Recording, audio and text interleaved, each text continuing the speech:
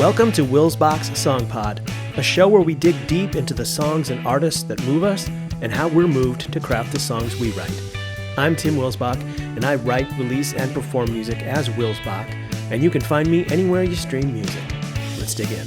Program note for this week's episode, I had a little technical issue with the microphone. That technical issue being, I basically didn't turn it on. You can see it in the picture there, speaking into the nice microphone, but didn't have it actually routed into the recorder.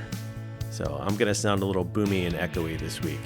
I tried a fancy AI enhanced speech tool that I had, but it ended up making me sound like a robot. So we're just going to go with what we have, and it'll get better. Not next week, because I did it for the next episode too. Long story, but we'll get back to normal pretty soon. My guest today wears many hats. He's a lawyer and law professor at Indiana University. Has been a DJ at Bloomington, Indiana's community radio station, WFHB, where his HopeDaddy moniker was born. He and I crossed paths during my time in Indianapolis, where I knew him as a fellow live music lover, and we were often in the audience at the same clubs for the same shows. Then in 2021, he took the stage himself as a singer, songwriter, and recording artist with the release of his debut album, aptly titled Here I Come. In a bit of a diversion, I'm recording this intro after our conversation. We had a really interesting one about several of the songs from that record, the singles he's been releasing leading up to its follow-up, Songs of the Siren Wires, which will be out in, I think he told me, November, or maybe sooner than that. We'll talk about it in the intro, in the conversation. But we also talked about the Bruce, Johnny Cash, the drum, Prine, and other influences he brings to his Americana roots rock, and to what degree the people around us realize that they can become characters in our songs at any given moment. I enjoyed this conversation so much that after I stopped recording, we ended up talking for another 20 minutes. Probably should have just kept rolling. I hope you enjoy it as much as we did.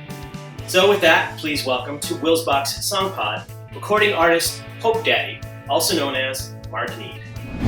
How are you? I'm great, thanks. Happy to be here. Yeah, super happy to be here. HopeDaddy. Where does that name come from? I don't think I've ever asked you that before. I've known you for a long time, but I've never really talked about what that name is and where that comes from. Maybe it may be less interesting than one would hope. So I probably should come up with a better story about where it came from. But that's maybe almost 20 years ago. When I moved to Bloomington, Indiana, I was coming on the air as a DJ on WFHB, our beloved local community radio station here in Bloomington, at the behest of a good friend that I worked with, and looked forward to it, did all the training, all of that, got within an hour of starting, and he looked at me and said, "By the way, what's your DJ name?" I didn't have any idea I was going to need a DJ name. And do the math on the age of the internet and such things that long ago. Of all things, my daughter Zoe, who's now 27, I had signed up for an early account on eBay, and as we do when our first children are born, you tend to I could guess anybody's password in the world if I knew what their first child was named, probably. I think I tried Zoe Daddy and it was already taken, and her middle name is Hope, and I went with HopeDaddy. And in the moment, back at the radio station, HopeDaddy. And so I was a DJ on the air at WFHB for a few years and on the board as HopeDaddy. And in a town like this, sometimes it's the kind of nickname that sticks, and some people around the station don't even know your name. They just know you as HopeDaddy. So that rolled right into my artist name too. And, Tim, I've always been kind of fascinated with the whole notion of an alter ego, especially if your worlds are as far apart as some of my worlds are. So I really have a thing for Waxahachie and Phosphorescent and these artists that have this alter ego, this single name alter ego. Madonna, she's kind of my idol in songwriting, Madonna. Yeah, so HopeDaddy it's been, and HopeDaddy we run with. Obviously I feel the same way. I wanted a little bit of space between me and, the artist and the work that I was putting out. My two earlier bands before the Wils Bach records were Paging Raymond and Peel. there was some safety when you've got, 3 other guys on stage with you, and you're releasing records as a collective, and you can kind of, you can hide a little bit more than you can if it's just, hey, this is me and my name, and these are my stories and my feelings. And I think there's actually a lot to that. You wouldn't think that a fake name when everybody knows who you are would give you that much creative freedom, but it's a little bit liberating. And in your case, now a little bit of space is literally one space. Yeah. Right. So Wils Bach. Yeah. Exactly. Yeah. So WFHB. I don't know how long that place is around, but I remember. I don't know if this is when they started, but when I was in school at Bloomington, I know they were at least moving into was it a fire station? Was that the beginning of that radio station, or just that a move to that place? That was the beginning, and still is. Same fire station, and if I say what I'm about to say, you're going to roll your eyes and think I didn't put that together, but FHB is Firehouse Broadcasting. So they've been in the Firehouse since.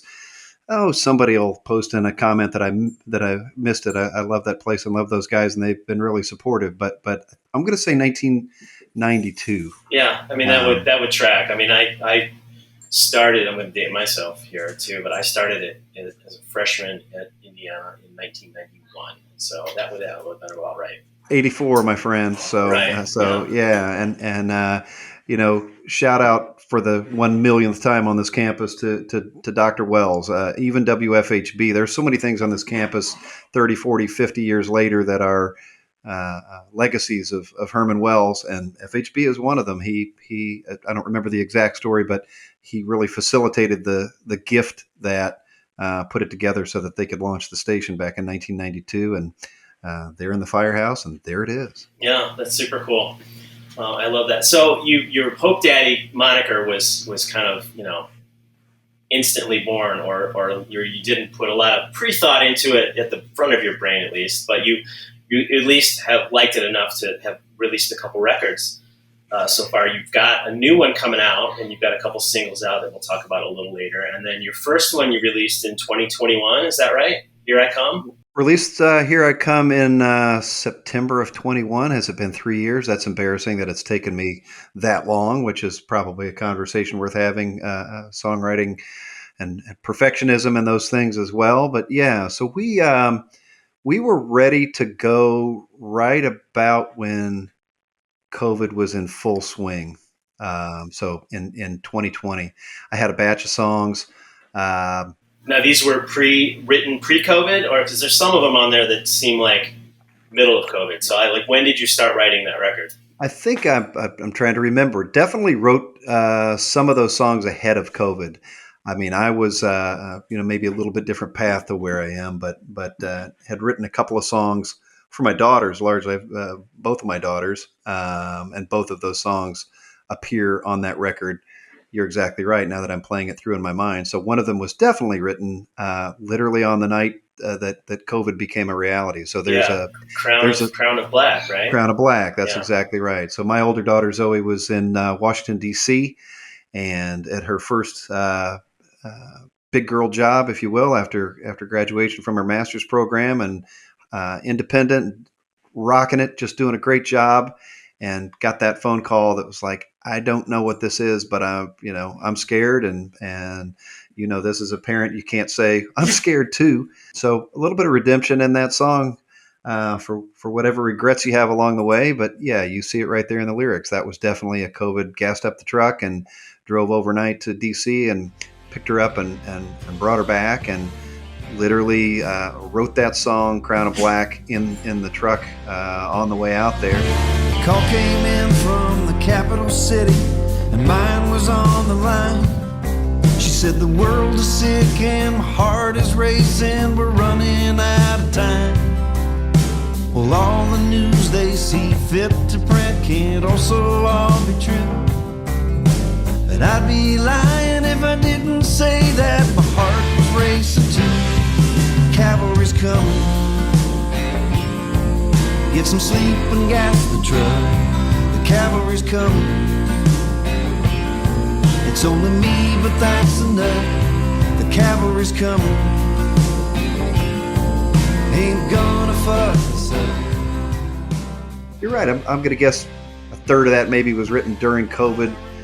I can't tell you when we went into the studio, other than all of the studio pictures. We are fully masked, and probably was an era where we shouldn't have even been masked and together in the studio. But you got to make an exception for some things, like making a rock and roll record. So, we were very conservative about COVID and who was in our bubble and who wasn't. And then all of a sudden, the opportunity with an amazing group of musicians came together in the studio, and I went, "Oh, what bubble? Here we go. Let's go do this." Yeah. Yeah. Yeah. It sounds great. I mean, I don't know who played on your record, but you clearly got some talent in there. Yeah, that first record, I mean, it really is a COVID story, Tim, to be honest with you. The signature sound of that record is due to a couple of really good friends. But Keith Skoogland, I don't know if you know Keith or not. It's an old Bloomington guy. He's been around. I've known him for over 30 years. Had a band called Medicine Wheel back in the 90s. Oh, yeah. Okay. Played with a lot of people. Played with Carrie Newcomer for years. Yeah. And has been a really good friend all along. He had just made a record that he released, one was excited about, that I loved, with the help of Paul Mahern here in Bloomington. And one night we were talking about songwriting, and I picked up the guitar and played the song I had written for my other daughter. And he said, "I've been thinking about making a record, or I've been thinking about somebody else making a record, and I want to sit in the chair that Paul sat in." He said, "Why don't you get these songs together that you've got, and you can make a record and I'll produce it." And the lineup for that first record is a guy named Rob Calder. I don't know if you know Rob or not. So Rob's truly a cutter. He's an old Bloomington guy, been around a long time. His dad was the head of the opera department at the Jacob School for I don't know how many years, like Bloomington royalty down here. Rob's played with a number of bands, but principally, and at that time, was playing bass for Passenger, and came back to Bloomington to help take care of his dad. And I met Rob, or reconnected with Rob. I don't know if we had known him years ago. And the conversation started, and he said something along the lines of, "Well, some of the guys from Passenger can't go out on the road right now anyway. Would you like them to contribute to your record?" When you have 0 streams and Let Her Go has 3.2 billion streams, I think the answer to that question is yes. So yeah, that first record, I just got really lucky. I mean, Keith and Rob, too, just incredibly talented musicians, guitar and bass, and let's be honest, really held my hand through a lot of the process and added a lot to songs I had already written. And I don't remember what Rob's connection was, but the drummer on that record is a guy named Matt Johnson, and Matt drums on, I should know exactly which tracks, and I can't remember, but he was a buddy of Jeff Buckley's, and he drums on 2 or 3 of the tracks on Grace. Oh, wow. So again, the answer is yes when that question is asked.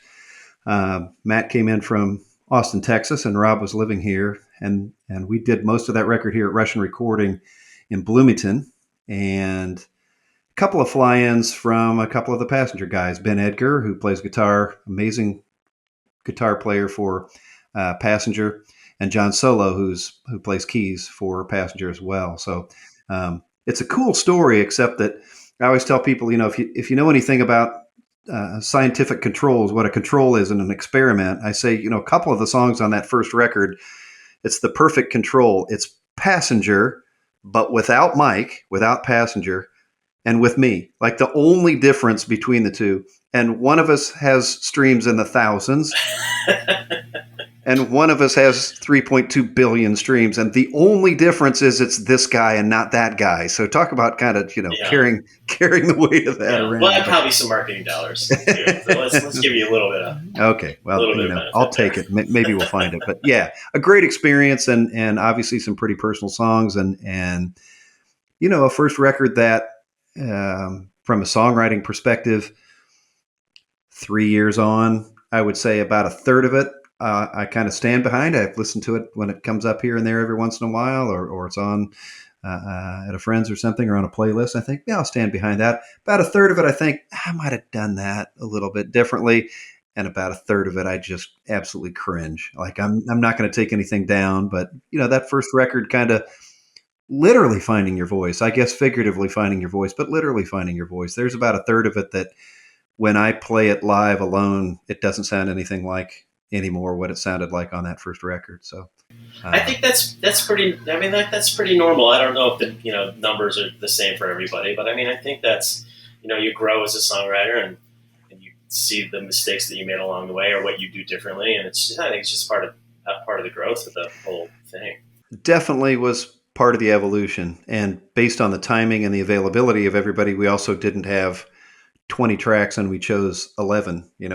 We had 12 tracks and we chose 11, or 13 tracks and we chose 11. So we went with what we had, and again, I love the songs, but I definitely play them and sing them in a different way than I did 3 years ago.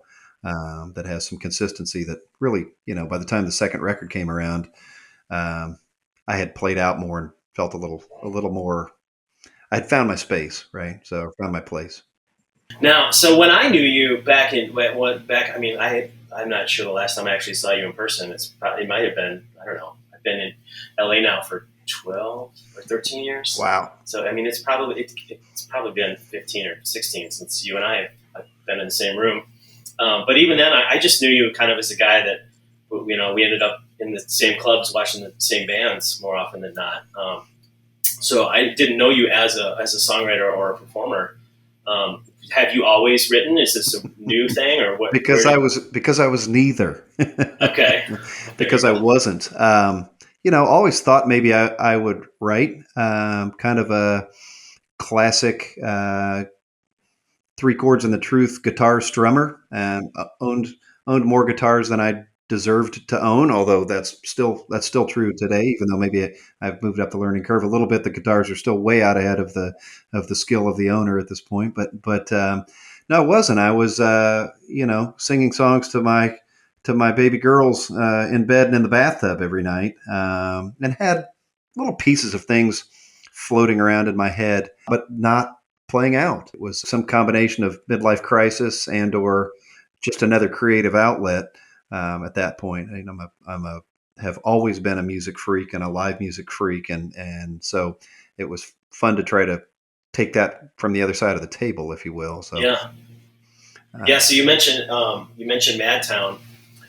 It's interesting that was the first one. So you're driving somebody to college. Is that what that song is? My daughter. Tell me about that song. Yeah, my daughter Ella was looking at University of Wisconsin, and my first wife, her mom, and I eloped, and we raced off to Madison. However many years earlier that would have been, easily 20 plus years ahead of that. And I was really excited for her to see the Madison that I loved and the Madison that I knew. And maybe copping a little bit of Bruce, my hero here, but Bruce has a song and says a few words here and there and shows about letting your kids' mistakes be their own and letting their lives be their own. You're a parent, Tim. You know a little bit about that. Yeah, it's hard to do. And I wanted her to love that town the way that I love that town. And so we drove up to Madison, and she's also a music fan, music freak, gorgeous singing voice, singing in the car all the way up there. Couldn't wait to get her up there and see the town that I loved, and got there and saying nothing negative about Madison, because you could say it about Bloomington, Indiana, and Chicago, Illinois, and LA and everything else. It wasn't the same town.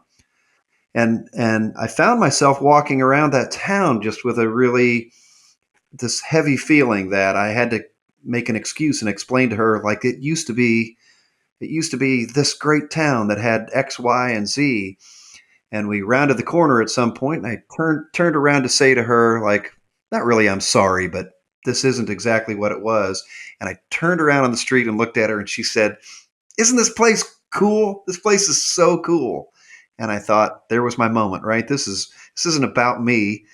sometimes, of course, as a parent, it's not about you, but sometimes you got to be slapped right in the face with the notion it's not about you, right? We're up here for her, and this is her town, and so hence the line "Mad Town's for her and not for me," right? It was going to be whatever it would be to her. A little coda to that story. She ended up going to IU and not going to not going to Wisconsin, but that was the first sort of complete song, a straight ahead Travis picked, if I may be so bold, with all due respect to probably our common friend Jason Wilbur, kind of a John Prine tune, right? It's just a Travis picked a song, and she was a John Prine fan too, so it felt right in the feel and felt right. I think maybe the first time I had written a complete song that felt like something, that felt like me, that there was something there that I could put out. So State Street in the sunlight, chain stores where mom and pop should be. As I turn a corner, I realize my town's for her and not for me.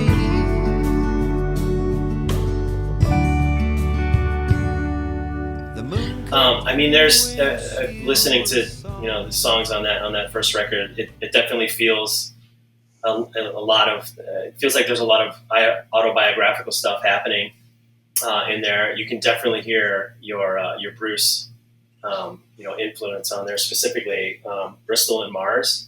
Is that the one? If you hear Bruce in there, yeah, Bristol and Mars is on that record. Yeah. Yeah. So if you hear Bruce, I'll take wherever you think you hear Bruce. I'll take it. But you even mentioned the Chicken Man and the Boardwalk, and that's Queen City Station. Oh no, Queen City. That's right. I wrote that down. I'm sorry, my bad. No, and that's I would say that there's to say that that's a Bruce influence is not even being generous enough. That is just a flat out. I'm interested if you have the same experience that.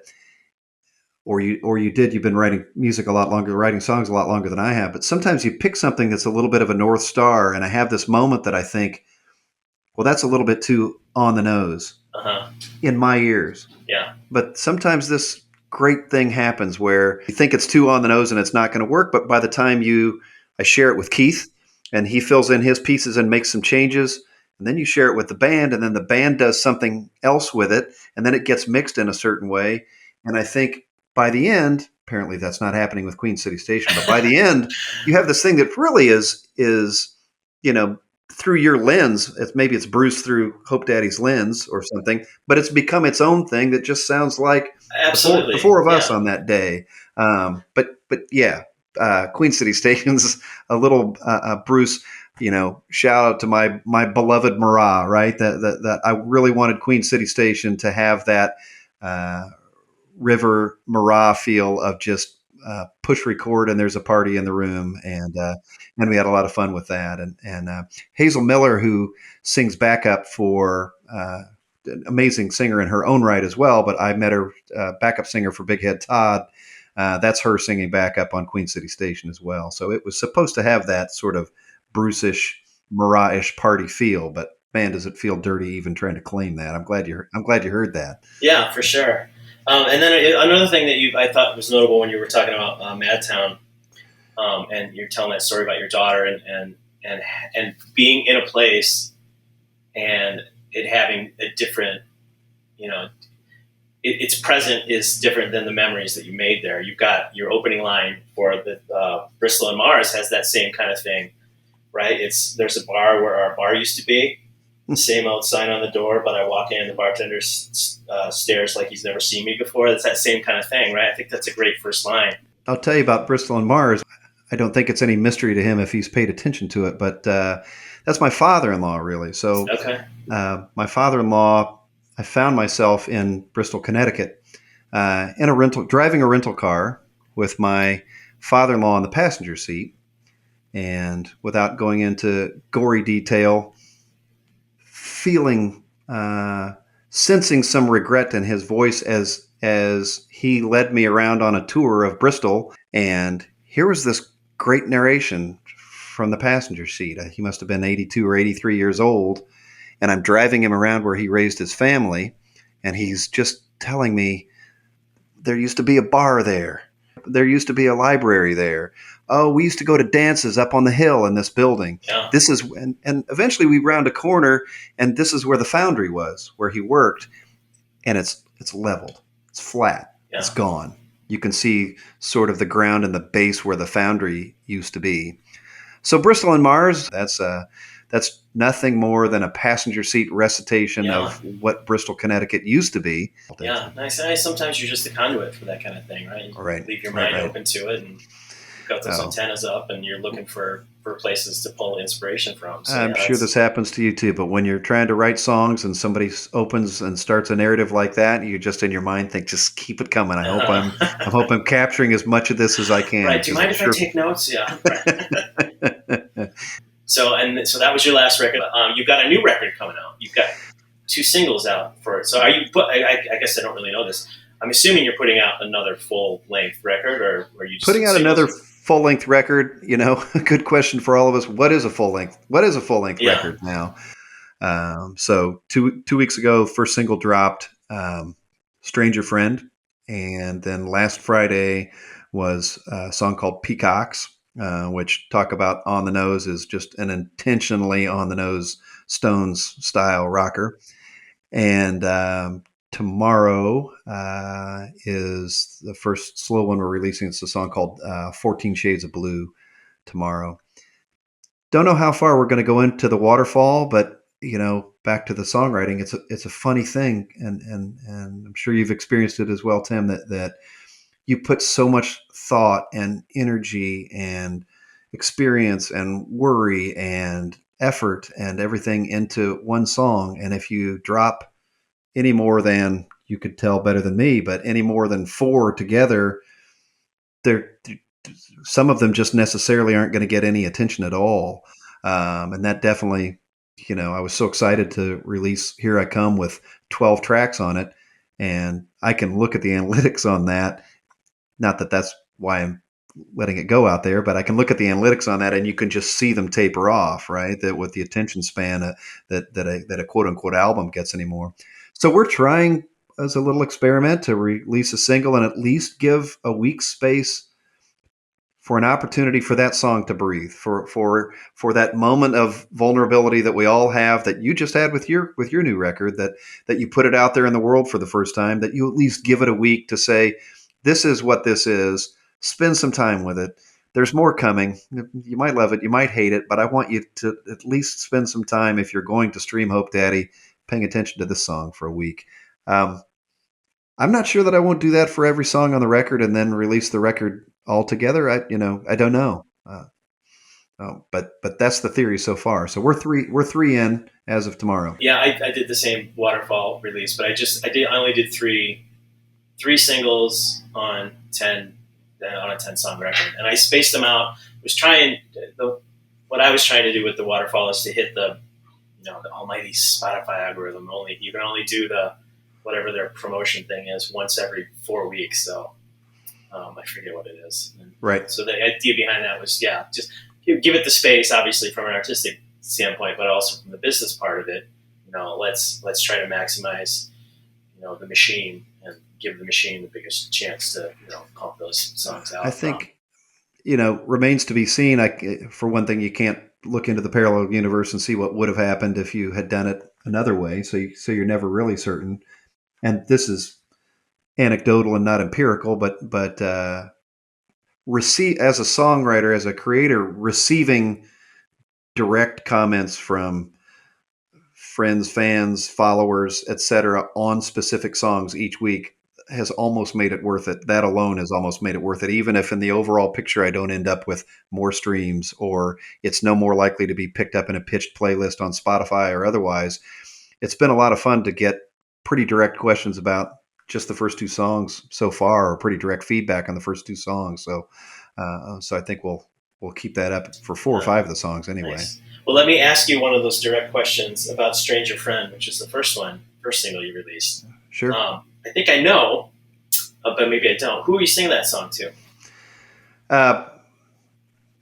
Maybe I don't. Maybe I have no idea. But should I put you on the spot? Who do you think it is? It sounds like there's definitely some Johnny Cash in there somewhere. So I don't know if this is putting yourself in his shoes in his last days, or what? I think I wanted to ask you first before I steered you in another direction, and you love the notion that there's a song called Any Song on the first record, and loved it because I had more than one person say, "Wow, that's about me and my dad." So it must be about, and I'm like, no, that wasn't my dad in Any Song. So, but it is to you, right? Like I don't want to steer it away from what it is. There's definitely a Cash reference in there. Yeah, maybe that's what I'm thinking of, the 309, right? Yeah, the 309. Yeah. So I lost my dad about 2 years ago, right about the time we were ready to start. I was ready to start writing again for this record, and I ended up being he was my best friend as well as my father, and this ended up being one of those times in your life where like, here's another song about my dad, here's another song about my dad, and here's another song about my dad. So Stranger Friend, my dad was a physician and a scientist, and again, meaning no disrespect to anyone that's elsewhere on the scale, but there was no tolerance of the woo woo with this guy. He was a scientist, and my mom was in rehab after breaking a hip, and my dad was staying alone at the house, and his health was failing. And it was the first night I had not stayed at the house with him overnight on the couch. I had come back down to Bloomington. They were up in Indianapolis. And I woke up in the morning, I'm sure at 6 a.m. or something, and jumped right out of bed and got in the car and thought, that's the dumbest thing I've ever done. I needed to stay up there last night. What was I thinking? And raced up there and came in the door, and he was climbing out of bed. And I said, "How did you sleep?" And the physician scientist looked at me and said, "I saw a ghost." And I wanted to say, you're messing with me. This is not a guy who sees a ghost. And I said, "What was he doing?" And you can't see me, but he turns and makes the running pose. He said he was right there on the wall. He was running. And I said, maybe it was death, and you scared him away. Did he know he'd find you here, behind that wall of sleep, behind that wall of fear? And did he call out, "Get in line"? Did he call out from the shadows, all aboard the 309?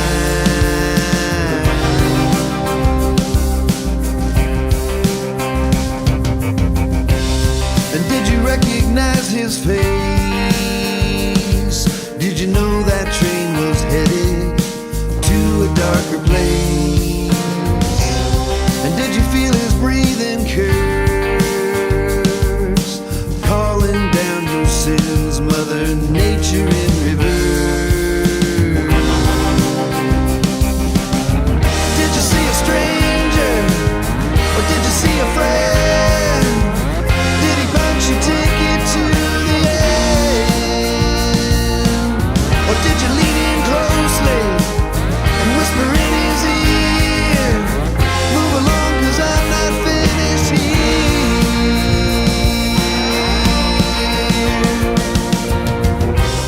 Sadly, he didn't make it to hear the song, but yeah, that's directly to my dad. Did you see a stranger? Did you see a friend? Did he punch your ticket to the end? Yeah. Who did you see there? Gotcha.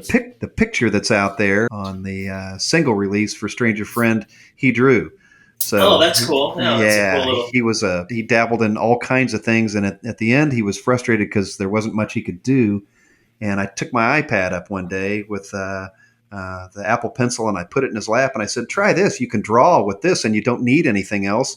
And he sketched out that face, and then he handed it back to me and went, "Nah, I don't want that thing." Yeah. And I put it away and forgot about it. And I was looking for some cover art and going through things, and I thought, there it is. He drew it, right? So it was he didn't draw that, claiming that to be what he saw in the ghost that sure. night. But it was a close enough fit that that's a that great cover connection. art is That's is, amazing. yeah. And it's a good song too as well. I love what you've done where you've got a really good contrast between the verse and the chorus. With that one, the chorus just completely sings when you get there.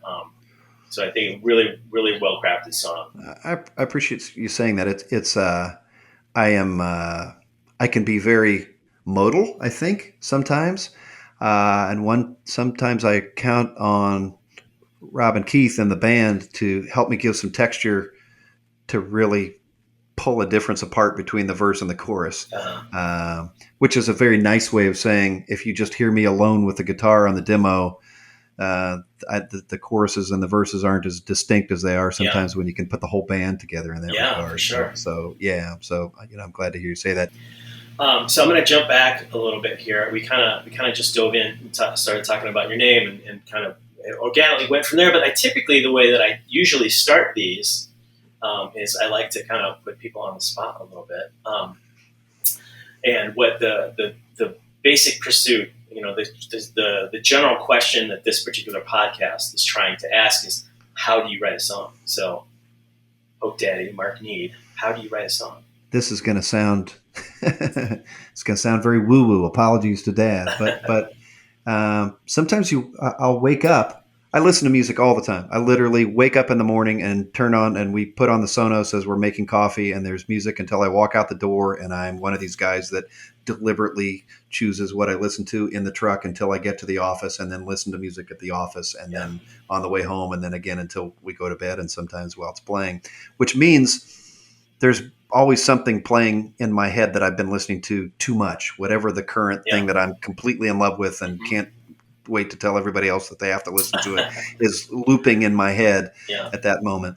And the songwriting process for me has been waking up, sometimes in the middle of the night, lots of times first thing in the morning, with a little hook or a little snippet in my mind that's more complete in my mind than it could ever be with me alone on the guitar, and sort of being in that fuzzy in between moment, and then tuning in and having that delightful moment where you think, this isn't anybody else's. This isn't, I'm not playing this loop in my brain or humming or singing along to anything that's familiar to me at all. And we've all done it where you do that, and then when you finally play it or play it for somebody else, they say, "Yeah, that's that's that Coldplay song that you won't admit to anybody you've been listening to in the car so many times." But if you have that moment, I think the kernel of so many of these songs were that, like being in a space where my brain turned off from whatever's happening enough in the day that something creative evolved out of what was going on in my mind there. And then when I tuned into it, realized that's not anybody else's. That's just mine. I don't know if I can make it come out of my head. And, I'll tell the same story. Maybe you could tell the same story too, Tim, because I hear so many songwriters say this. I have hundreds of the most annoying voice memos on my telephone that I'm sure at the time sounded like one of those great moments in my head. Yeah. But whoever can come up with a solution to get the thing that's in your head out onto the voice memo, they win the internet, right? As far as I'm concerned, because I have hundreds of voice memos that I'm sure sounded like something fucking brilliant in my head. And even a day later, I go, and then it kind of goes, and then it kind of goes, no, no, no, no. And then it kind of goes, no, no, no. I think, what is that? Like what? So, if you're lucky, 1 out of, I don't know what, 10 of those things, gets a little bit of legs under it. And then at the same time, maybe there's a phrase I'm catching somewhere and build it in and build from there. But usually starts on the music side. I also am one of these guys that carries a notebook around and catches interesting phrases. Yeah. People say things. I'm like, it's a song title. I'm taking that. Yeah. That is mine now. But it starts with the music for sure. I'm very interested in writing in a different way. I'll put you on the spot while we're sitting here digitally face to face. But I would love for somebody to send me a something and try and write in the other direction. I would love for somebody to send me a song that doesn't have a melody or a lyric to it yet, but has some completeness to it, and try to write over the top. Because I know actually we traded a few texts not a year or two ago about that very idea, and I think I've not done a lot of co-writing, and I actually had one earmarked. I'm like, I'm gonna send this to Mark, and then I got like super self-conscious. I'm like, I don't know, like it. And I don't know. I've never done the co-writing thing, and I think it has more to do with me than anything. But I might take you up on that. I might dig up that old song, and it has a verse and a lyric, and it has a verse and a start of a chorus, but it doesn't have the rest. So that might be a fun. I'd love that little exercise to try. I'd love that. And I'm not saying that I'm great at this part of it. I'm just kind of reflecting that back on you. Like, vulnerability is what it is, right? I mean, that's the same as the moment that you wake up and go, well, there it is. It's out there for anybody to hear now. That thing that's in my head, right? So sharing it with me, for every one that you share with me, I'll send you 10 of my voice memos of me going, woo, and then we'll be even at that point. But no, all kidding aside, I'm definitely in a cow path. I mean, at this point, I will write the beginning of a song. You have that feeling like, okay, there's something here. This has that feeling that I can build on it. I'm already, a couple, 3 records in, having those moments where I'm like, wait a second, this is the same as that other song. Right? Yeah, I've done this one before, right? So I'm looking for anything to sort of shake it up a little bit and try to write in a different direction. So. Yeah. Nice. Have you ever, so I've talked about this on several episodes, basically because I really like this as a process to get to the good songs.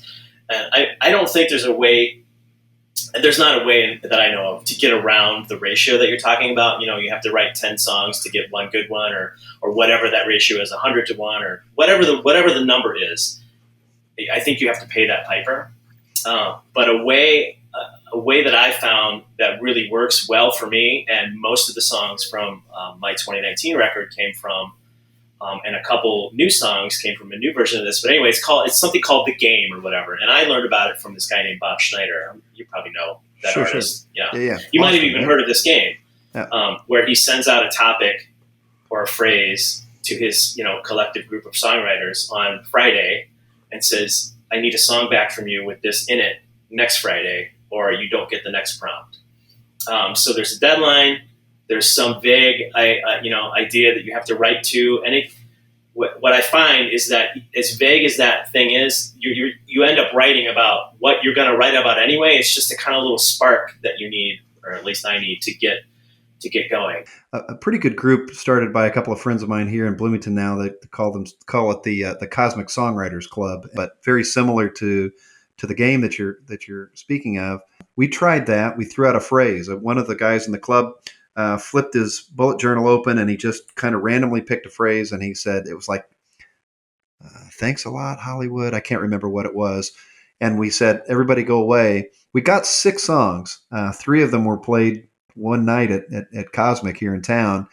And it's so much fun because that phrase only meant one thing to me in the song that I wrote. We had 6 songs, and they were 6 completely different songs. Absolutely. Completely different takes on literally a 3-word phrase. Completely different takes. Yeah. It was a great exercise in that regard. So. Yeah, no, I love that. The other thing it does for me too is it gives me that express permission to. I just need to get it done. So many times I get stuck on. I have an idea for the chorus, and I have a really great first verse, and then I have second verse syndrome like you wouldn't believe, where I have, my logic is filled with years and years of songs, verse, chorus, the end. So what this thing does is, I know I have a deadline. I know I have to show up for someone to have a finished song, and it just getting me over that hump and like pushing me to that next. Write the second verse, dude. Just get it done. It doesn't matter. It can suck. That's okay. And then what you learn is you edit from there. As long as you have your, you got to lump the clay first, and then you can shape it. But if you don't have the clay, there's nothing to shape, right? So, well, it's back to your point too, which is if whatever your own ratio is, if it's 10 to 1 or probably 50 to 1 with me, but if it's 10 to 1, then there's one more, right? Exactly. It's a process. You're still exercising that muscle. This would have been 2003 or 2004. I was at South by Southwest on South Congress, rambling back and forth between a couple of different showcases. I don't know if you're a Peter Case fan or not, but I saw Peter Case set, and I loved Peter Case. And I went up and talked to him about the songwriting process. And to your point about the ratio, I said, do you have any words of advice? Clearly I was thinking about writing back then. He said, yeah, write. Yeah. Yeah.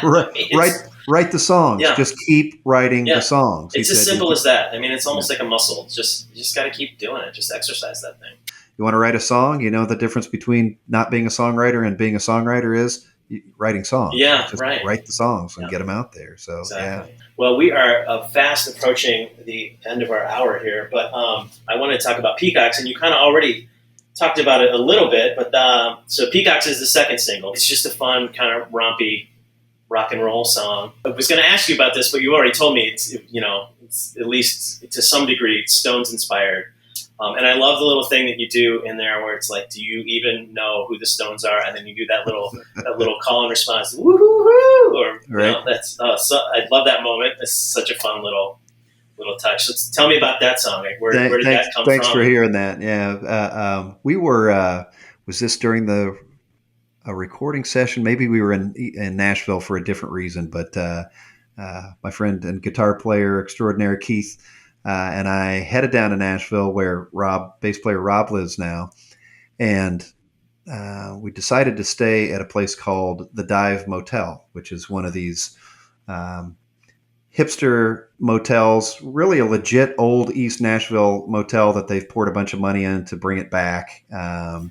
What we didn't know about the Dive Motel was it wasn't a cool resurrected motel that happened to have a pool. It was a pool club that just happened to have a motel on it. And we had one of those beautiful moments where we realized that we're twice the age of everyone in the place. We were there on a Saturday afternoon. Kids lined up around the block. And Rob and I are sitting out, looking out on the pool and, shading our eyes from these Utes who are, as I say in the description, half dressed and selfie obsessed, floating around the pool, and just feeling like, what did we do? Why are we here? We shouldn't be here. But it was awesome. And right in the middle of it, after kind of getting a kick out of these kids floating in the pool and having a great time, comes a DJ remix of Miss You. And I think the cornerstone, the genesis of that record were two things. Just the general thought as the kids are bouncing up and down in the pool to a thumping version of Miss You was, do those kids even know who the Stones are? Yeah. And really the genesis of the song was my friend Rob. We're sitting there in silence and disbelief as they're snapping selfies all over the place. And he says, I think I can get away with my colorful language here on your podcast. Yeah. But Rob turns and says, man, look at the fucking peacocks. And that's one of those moments where you think, yep, here comes a song. Yeah. And it started leaning Stones. And then at some point, you just got to give in to it.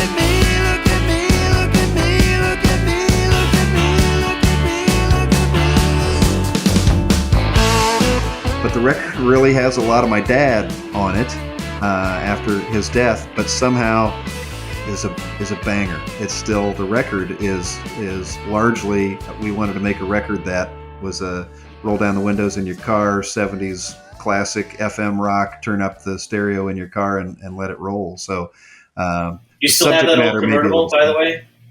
No, you don't have it. Let her go. We live out in the country now, so I rock out the windows of a truck now. It's kind of, it's an obligation out here. It's very Indiana of you. So wait, where? So you're in Bloomington in the country, or you're somewhere around? No, we're in Bloomington. We're in Unionville, technically. So out toward Lake Lemon, just south of Lake Lemon.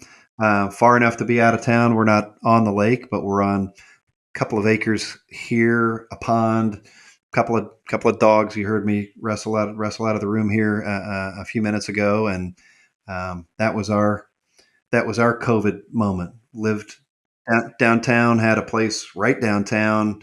My wife ran a restaurant right downtown. That was our life, and everybody had their sort of coming to Jesus moment during COVID. Ours was, what do you want the next 10 or 15 years to look like? And we bought a house out in the country and thought we would play country house, city house for a while. And I don't know that it's a positive reflection on me, Tim, because it might, what it might really be is a confession that I don't like people as much as I thought I did, because we're out here a lot. So my trips to town are surgical strikes now. Yeah, but you just, doses. You gotta get the dosage right. It's good for the creative juices, though. It's quiet out here, and we have a little studio across the driveway where we can draw and paint and make noise and play guitar. That sounds amazing.